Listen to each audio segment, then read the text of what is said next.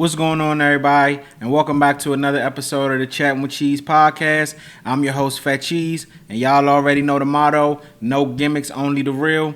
And this is episode 80. Now, y'all know what I need from y'all. I need y'all to continue smashing that subscribe button. We are this close to 400 subscribers. So make sure if you see this video or you come across it, just make sure just to not only watch, but hit that subscribe button. Also, do not forget to like the video and also share the content when it drops. And let's go ahead and jump right into this episode, man. So, first of all, 80 episodes is crazy, by the way. I remember when I started this joint, you probably couldn't have told me I was going to get to 5 episodes, let alone 80. So, man, that's a hell of an accomplishment, man. And, you know, we just keep working and building. And another thing that I want to address, right?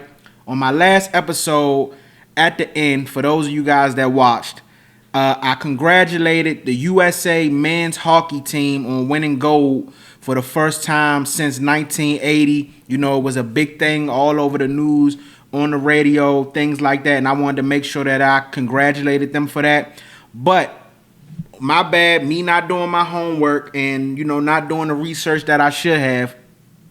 I also want to congratulate the women's USA hockey team for also winning gold as well. You know what I'm saying? I don't want to be one of those type that just worry, focus on the guys. I didn't know. I'm sorry. As I told y'all at the end of the last episode, I'm not a huge hockey fan. I'm trying to get into it, but I'm not a huge hockey guy. I'm not afraid to admit it. I was made aware that the men won gold because I was driving home and heard it on the radio. They didn't mention nothing about the women, but that's my fault. I should have did my homework. So I want to I want to congratulate the women's USA hockey team on winning gold and, you know, bringing it back to the States. You know what I'm saying? USA all the way. So I couldn't let that go. Somebody brought it to my attention. So I said on my next episode, I had to remember to shout out the women's USA hockey team. Shout out to y'all. Congratulations and go USA.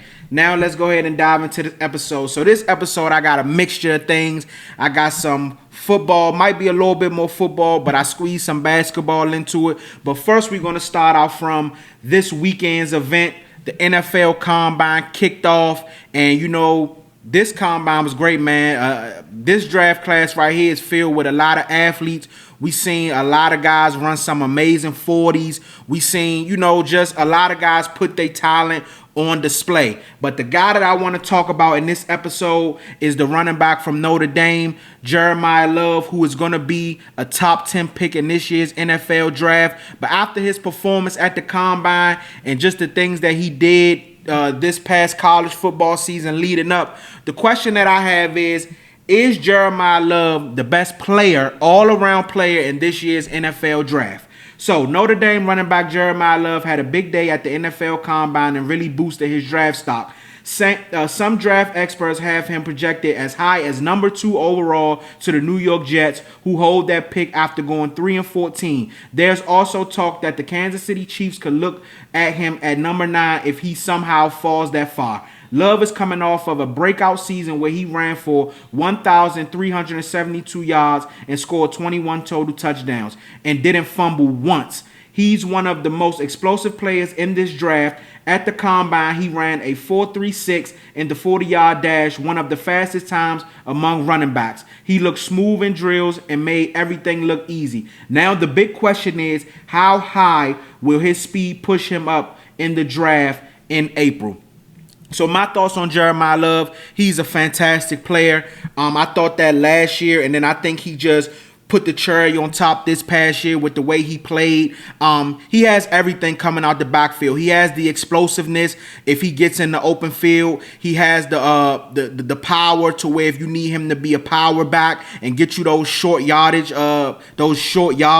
short yards. He also can catch the ball out the backfield. I think he does everything amazingly. I think overall he's the best player in this draft. I do believe that. I think he's one of those players. He has no question marks in his game. He can literally do everything out of the backfield that you ask him. But when it comes to, you know, his 40-yard dash and things like that, what he did at the Combine, it's not a shocker to me because, you know, I always thought he was an amazing player. But what we have to understand understand is, and for me, I learned this just studying Ashton Genty. We just gonna go back with Ashton Genty, right? Last year, I thought Ashton Genty should have easily been a top 5 pick. Honestly, could have easily been a top 3 or whatever. Ashton Genty was just that good. But I just think running backs, for me, I just think running backs need to be the cherry on top to something that you already have built, you know what I'm saying, in prior years. I don't think Jeremiah Love can go to a team, even though I think he is the best player in the draft. I don't think Jeremiah Love can go to a team like the Jets and you will feel his impact or what he could fully bring to a team. I don't think he could go to a team like Tennessee or a team like the Arizona Cardinals. I think Jeremiah Love would be a perfect fit for a team like the Kansas City Chiefs. A team that, you know what I'm saying, even though Patrick Mahomes is out with an injury, you don't know when he'll be back. But let's just say, for instance, if you did draft a Jeremiah Love, Patrick Mahomes happens to come back sometime next year, you pair, you know, the best quarterback in football with the best running back, the best player coming out this year in the draft with what they already have. I think that's something that could boost a team like the Kansas City Chiefs. We've seen it with, like, for example, you have a running back like Bijan Robinson, who went to Atlanta. We know how great Bijan Robinson is. We know what Bijan Robinson brings to the table. He's the complete package. Some may argue Bijan Robinson is the best running back in football. I would say Jahmyr Gibbs, but people would say Bijan is 1A, 1B type of thing, right? But as great as Bijan is, it hasn't contributed to winning for the Atlanta Falcons. Same thing with Jahmyr Gibbs. Jahmyr Gibbs is great. He's outstanding. He has no holes in his game. He can do everything, but it hasn't led to Detroit being able to get over that hump. But Jahmyr Gibbs was like a cherry on top of them, even though they did pick Jahmyr Gibbs kind of early. They did pick him early, but you understand what I'm saying? Like, we seen what Ashton Genty did at Boise State. He had a lot of tread on his tires too, but everybody, if Ashton Genty would have got drafted to, let's just say, for instance, a team already, you know, built up, a team that already had established something, you know what I'm saying, you would see a completely different player than what you seen last year, whereas though you get drafted to the Las Vegas Raiders, who the quarterback situation is horrible. The offensive line situation is horrible. They have nobody on the outside that scares you other than Brock Bowers, you know what I'm saying, the tight end. So the main focal point is going to be to stop Ashton Genty, and he didn't look good. And I believe that Jeremiah Love, if he's drafted to one of these early teams like the Jets, like the Titans, like the Cardinals, like the Browns, the same thing that happened with Ashton Genty will happen with him. I think the best bet for Jeremiah Love and what he should be hoping for, and I understand you want to go high in the draft and things like that, but he should hope that he ultimately falls to a team like Kansas City or a team later on down the line, because if you go to a team like the Jets, like the Browns, like one of those teams, that could literally, you know what I'm saying, put you in a terrible position like we seen with Ashton Genty with the Raiders. But all in all, to answer my own question, I do believe he's the best player in the draft. I believe he has no holes in his game as far as the running back position. I believe he can do everything. Catch the ball out the backfield, be that thumper, you know what I'm saying, explosive. I believe he can do everything. We have seen in these past years, you know what I'm saying, what an elite running back can do for a team. We just seen it with Walker with Seattle when they just won the Super Bowl. We seen it with Saquon Barkley in Philly. We seen what Derrick Henry has done in Baltimore. So we know what having an elite running back can do for a football team. And I think if Jeremiah Love is put in the right position, I think, you know what I'm saying, he can make that happen for another team. Now, a possible thing that might not be too bad if he was to maybe fall to 7 to the Washington Commanders, who already have a Jaden Daniels in place. You know what I'm saying? They have a quarterback, and you know what I'm saying, the offensive line isn't terrible. Like somewhere like that, I mean, I don't think that would be too bad. But if I'm Jeremiah Love, I don't want to go to a team like the Jets, like Cleveland, like the Titans. I don't want to go to a team like that. So I do believe he's the best player in the draft, but I don't think that a team like the Jets or a team like any of those should take him, because their team, a running back is supposed to be the cherry on top. I don't think you can make a running back your focal point without having everything around him be fine. And that's why I think when you look at the years prior up to now, the running back position has kind of been devalued because you see guys like, I'll give you an example, guys like Isaiah Pacheco, or you're seeing these running backs go later in round 3, 4, 5, 6, 7 and come into these established teams and have immediate impacts because the team's already built to, all they needed was just somebody to be able to run the football at a decent clip. So I think Jeremiyah Love will want to be put in a situation like that. That's why I said him falling to 9 to Kansas City, I think that would be perfect for him. You go there, you have Patrick Mahomes coming. We don't know how long he'll be out for, but eventually Patrick Mahomes will be there, and then you just build off of that. So 9 would be perfect for him. But if I'm him, I hope and pray that, and I don't see it happening anyway, but I hope and pray that, a team like the Jets, Jets, Cleveland, Tennessee, Arizona won't take me. But hey man, we can't see. We gotta just wait and see what happened. But he went out there and looked amazing, and nothing that he didn't shock me. I knew he was solid. I knew he was explosive. I knew that he was a great player, and he just put it on display, at the NFL Combine. So shout out to Jeremiyah Love. I can't wait to see, what the future holds for him, and I'll definitely be paying attention to see where he ends up. Next, we're gonna switch over to basketball. I told y'all I had some little basketball, mixed in here today.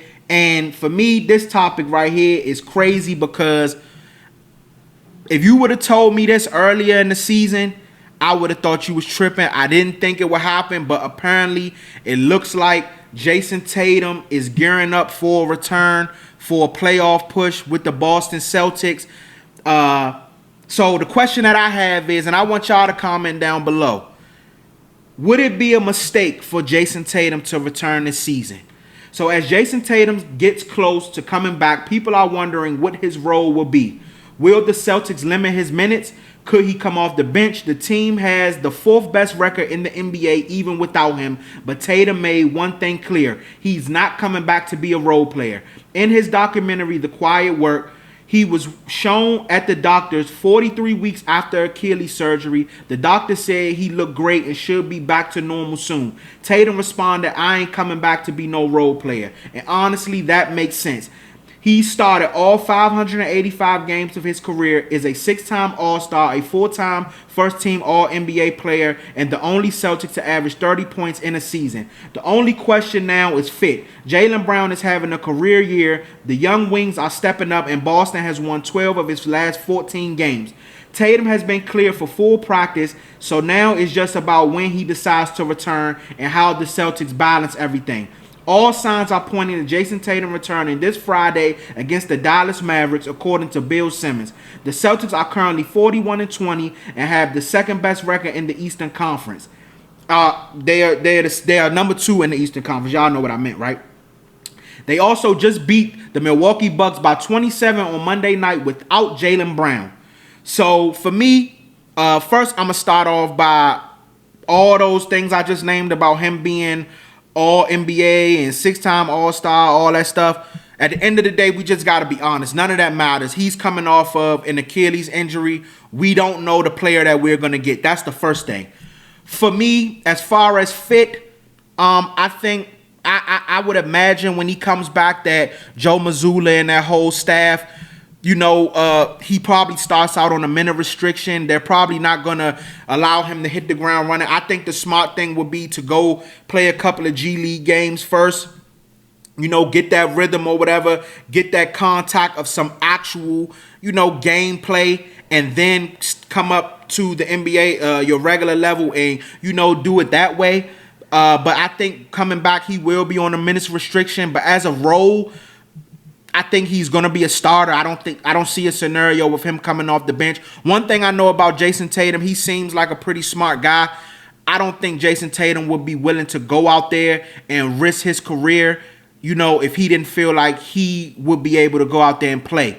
The question is, what percent are we going to get of Jayson Tatum? Are we going to get 50%? Are we going to get 65? Are we going to get 70, 75, 80%? Because that's what the Celtics are going to need if they want to actually be a legit threat in the Eastern Conference. Me personally, I don't believe this is a smart idea, but this is just me speaking for me. I wouldn't bring him back this year. I would let him sit out the remainder of the season. The Celtics are already second in the Eastern Conference. Jaylen Brown is playing out of his mind. You got guys like Peyton Pritchard stepping up big time. Derek White is, doing his normal thing. He's giving you 17 points a game. They added Vucevic at the deadline. I would let this season play out the way that it is and then just let Jayson Tatum come back next year 100% healthy. And I think next year, with him 100% healthy, with these guys getting that boost with him being out, I think they'll easily be the favorites to come out of the Eastern Conference next year. But apparently he feels like he's ready to go. And to me, I don't think that the East, I think the East is open. Like, I think it's open. This is no disrespect to the Detroit Pistons at all. I love Cade Cunningham. Cade Cunningham is an MVP candidate. They have a solid team, but they don't scare me. Like, playing Detroit, that's not something that would scare me. Cleveland, I'm rocking with Cleveland. They traded for James Harden, but James Harden has had his woes in the playoffs. We do know that, so we gotta hold that. We gotta keep it 100 when it comes to that. So Cleveland wouldn't be a team that I would be all that scared of. Then you have the Knicks, and the Knicks could be wishy-washy at times. You don't know what version of the Knicks you're gonna get. So if Boston is able to get back at least a 70 to 75% Jayson Tatum, I think Boston can legit compete to come out of the East. I do. But again, it's going to all be predicated on what Jayson Tatum you get. But I will tell you one thing. If he step out on that floor, if I'm any team in the Eastern Conference, if I'm Detroit, if I'm Cleveland, if I'm New York, I'm making him show me that he's healthy. I'm putting him in every action, every pick and roll. I'ma test that Achilles. I'ma test to see. You gonna have to show me if you really healthy. That's just what it is. I mean, if you willing to step out on that floor, you gonna have to show me that you really healthy. But as far as his role, I think he'll be a starter. I don't see a scenario with him coming off the bench. I do believe that they will probably have him on a minutes restriction when he comes back. If I'm him, I would probably want to play maybe 1 or 2 games down in the G League just to, because you playing 5-on-5, yeah, that's cool, but you're not playing 5-on-5. They probably half-assing a little bit in practice, because they don't go out there and get that real contact, get that real bump, test yourself and push your limits a little bit, but and see what you can do, see what's your limitations, because once you step out there and that real bump, there's not going to be no limitations. And like I said, if I'm any team in the Eastern Conference, you're going to have to show me that you're healthy. But if you would have told me this back a couple of months ago, I would have told you was tripping. Like I said, I don't agree with him coming back, especially, I believe he got injured in, was it March? And it hasn't even been a full calendar year yet. You coming back. Well, no, it's coming up on almost a year, I believe. No, I can't remember the exact date, but I know it ain't been a year yet. And we've seen Achilles injuries, dismantle people's career. Like, KD was an anomaly, but you seen what it did to guys like Dominique Wilkins. You seen what it did to guys like Kobe. You feel what I'm saying? So I just think, Jayson Tatum is a great player, and I want to see Jayson Tatum at 100%. I don't want him out there and to even think or risk the opportunity of him getting hurt again. So I don't agree with it, but apparently he's gotten all the green lights. He's been practicing, and he feels like he can come back and contribute. So I can't wait to see what happens. But all in all, Boston is playing great. Jaylen Brown is an MVP candidate. He's having a career year, giving you 29 points a game, 48.2 from the field, 30% from 3. Jaylen Brown is playing out of his mind. You know what I'm saying? I think Jayson Tatum should come back, and the narratives and all that out there about him and Jaylen Brown. Take that back seat, allow Jaylen Brown to continue doing what he does, and then you just piggyback off of that. But Jaylen Brown is playing awesome. Peyton Pritchard, like I said, he stepped it up big time. Just had 25 on last night against Milwaukee. And people can say whatever they want. I know Milwaukee's not having the best year, but to win by 27 points against Milwaukee without your best player, without Jaylen Brown, that says something. You know what I'm saying? Derek White, you know he gonna do his thing, giving you 17 points. And that, like I said, they added Vucevic at the trade deadline, so I think he's gonna come up big come playoff time. But just the main thing, the other guys stepping up and being I want to get their names right, but I believe you got the guy Hugo. Let me see real quick. I could pull his name up. But yeah, I mean they had big contributions yesterday from guys. You had Sam Hoosier gave you 14 points. Derek White 18 last night. Hugo Gonzalez gave you 18. If those guys can continue to contribute like that at that clip, also with what Jaylen Brown giving you, what Peyton Pritchard is giving you off the bench, and then you add in a 70 to 75% Jayson Tatum, hey man, it's wide. I'm not saying that they are going to go to the championship, but I will say ain't nobody gonna want to see him. I say it like that. I'm not saying that they gonna go to the NBA Finals, but with a 70 to 75% Jayson Tatum, with the way these other guys have stepped up, with Jaylen Brown playing the way he's playing, hey man, I don't know how many people gonna want to see him in that Eastern Conference, but I can't wait to see what happens. Like I said, I didn't believe it, but we are here. It looks like Jayson Tatum is gearing up for a return, and I can't wait to see what happens. Y'all let me know down below, how do y'all feel? Do y'all think it's a mistake for Jayson Tatum to come back this year? Or do y'all think, hey, man, if you feel like you can go, let's go ahead and rock and see if we can chase this championship? Y'all let me know down in the comments, man. Moving on, we're going to go back to the NFL side of things. And as a bunch of you guys should know, it looks like Maxx Crosby is about to be on the move. They said it could be about a week or so before we hear something, but I think you can go ahead and wrap things up with Maxx Crosby with the Las Vegas Raiders. I thought a deal should have been done for him this past trade deadline, because if you're the Raiders, you ain't winning nothing with him. So why not use your best asset to try to, build things up, get picks, get assets back to try to build your team. But I guess they finally came to that decision that they're going to move him. And, teams are lobbying for his services. So the question that I have is, how much should a contender be willing to give up for Maxx Crosby? So the Raiders are officially in rebuild mode, and that likely means it's finally time to move on from Maxx Crosby. According to Albert Breer, Vegas is now open to trading their all-pro pass rusher. The problem, they probably waited too long. At one point, they might have been able to get 2 first-round picks for him, similar to what the Dallas Cowboys got for Micah Parsons. Now it's looking more like a first-rounder and maybe a mid-round pick. Crosby had what some are calling a down year in 2025. He finished with 10 sacks and still made the Pro Bowl, but he was getting double-teamed consistently because he had almost no help on defense. Constantly. My bad, I said consistently. Honestly, the fact that 10 sacks is considered a bad year for him says everything. Put him on a stronger defense, and he's right back in the conversation as one of the best pass rushers in the league. So for me, 10 sacks is not a down year. He had double-digit sacks with arguably no help on the defensive side for the Raiders. I think if I'm a contending team, I'm willing to give up a first-round draft pick and maybe a third or fourth rounder next year. I can't give up. Now, there was reports, I think a couple weeks ago, saying that the Raiders were looking at 2 first-round picks. That is absolutely not happening. Any team would be a fool to give up 2 first-round picks for Maxx Crosby. And that's no disrespect to Maxx Crosby. I think Maxx Crosby is outstanding. I think Maxx Crosby is one of the best defensive ends in the league. But I'm not giving the Raiders 2 first-round picks for him, especially knowing that more than likely he wants to get out of there.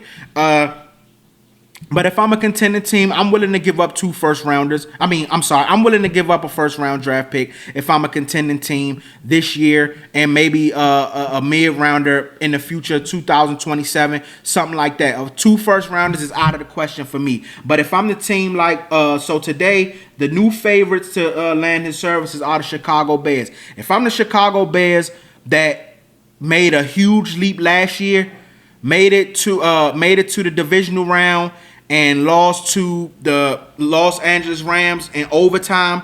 If I'm the Chicago Bears, I'm pulling the trigger on going to go get Maxx Crosby. I'm giving up my first round pick this year and the mid round of next year to go get his services, because I believe Maxx Crosby is that type of player with that team that the Bears have. I believe Maxx Crosby can get them over that hump and possibly get them to an NFC Championship game and maybe even a Super Bowl. You know the offense is going to be solid as long as Caleb Williams continues to be on the trajectory that he's on with Ben Johnson. They just need that playmaker on the defensive side. I like their secondary. I think they may lose some pieces in the offseason and free agency. I think it might be only Kevin Byard, though, if I'm not mistaken. But they need that playmaker on defense. Maxx Crosby could come in and be that guy. I don't think he's going to have to worry about, having all the pressure be on him to go make plays. But he can come in and be a focal point, give you double-digit sacks, and give that defense that push that it needs to kind of match up with what the offense is going to be able to give them, and I think it'll be a good move. But any contending team, I would be willing to give up my first rounder this year and maybe a mid rounder next year. The LA Rams is also here, plus 700. I would be willing to do it. The LA Rams were 1 game away from the Super Bowl last year. You add a guy like Maxx Crosby, you pair him with Verse and those other guys that you got on that defensive side of the ball. I believe you put Maxx Crosby on that LA Rams team this past year, they beat Seattle and they're in the Super Bowl. That's just my opinion. But if I'm the Rams, I will make the move. I will fire that gun. I will give them a first round pick and a mid rounder next year. If I'm the Buffalo Bills, I make that move. You pair him with Ed Oliver and what you already have on that defensive line, and boost that defense up to kind of help Josh Allen out, so it's not that much pressure on them on the offensive side of the ball. If I'm the Buffalo Bills, I'm making that move. If I'm my Dallas Cowboys, I wouldn't be willing to we have 2 first rounders this year. I wouldn't be willing to give up 12, but I definitely would be willing to give up 20 and maybe a mid rounder in 2027. That would be an option for me. I don't believe especially with this wonky draft, I don't believe that there's no player you're going to find in the mid-teens, early 20s, late 20s and back that's gonna come in and immediately give you the value that Maxx Crosby will day one. Maxx Crosby will come in and could change life on your defense day one. You're not gonna draft anybody in the mid-teens or back better than Maxx Crosby day one. So any team that was competing to be in the Super Bowl last year that need a defensive end or need a pass rusher, I'm going to go get Maxx Crosby. I'm picking up the phone and seeing what the Raiders talking about. Bears, Rams, Buffalo, Cowboys, Baltimore. I'm picking up the phone. Baltimore could use him. You put Maxx Crosby on that Baltimore defense with Roquan Smith, Hamilton. You know what I'm saying? The pieces that they already have. Don't forget they got Metabuke, the defensive tackle. They have him. He was injured last year. He's going to be back. You know what I'm saying? You pair him with him, Maxx Crosby could change life in Baltimore. You know what I'm saying? Baltimore is known for having stout defenses. You add Maxx Crosby to that, we could be looking at Baltimore as a Super Bowl contender again next year. If any contending team that has a mid-team pick on back, I'm willing to give up one first rounder, not 2. I'm willing to give up 1 first rounder and a mid-round pick for Maxx Crosby next year. I'm willing to do it. I'm willing to do it. If I feel like this could change life for my defense and get us over that hump or to that next level, I'm pulling the trigger on it. I don't see that as a bad investment at all, because Maxx Crosby is wasting his career in with the Raiders. Let's just be honest. Maxx Crosby is one of the best defensive ends in football, and his career is going to waste being in Las Vegas. So Finally, Las Vegas has come to their senses, but they're not going to get the compensation for Maxx Crosby that they thought they were going to get. They want 2 first rounders, but you ain't getting that. You're going to take this first rounder this year, and you're going to take a third or fourth or fifth rounder next year, and you're going to be happy because y'all waited too late. Maxx Crosby should have been dealt, to me personally, he should have been dealt at the trade deadline this past season. But, hey, you waited too late, so here's where we at. But I can't wait to see where he ends up. They say that he'll be dealt maybe within the coming weeks or whatever, or maybe sometime next week. You do have free agency kicking off next Wednesday. That's when the new league year will begin. So I can't wait to see, man. We got a lot going on. Kyler Murray is going to be released next week. I can't wait to see what happened with him. We found out today that Kenneth Walker, the Super Bowl MVP, will not be franchised, so he's going to be a free agent. Trey Hendrickson is going to be a free agent. David Montgomery was traded from Detroit to the Texans. That's a huge move.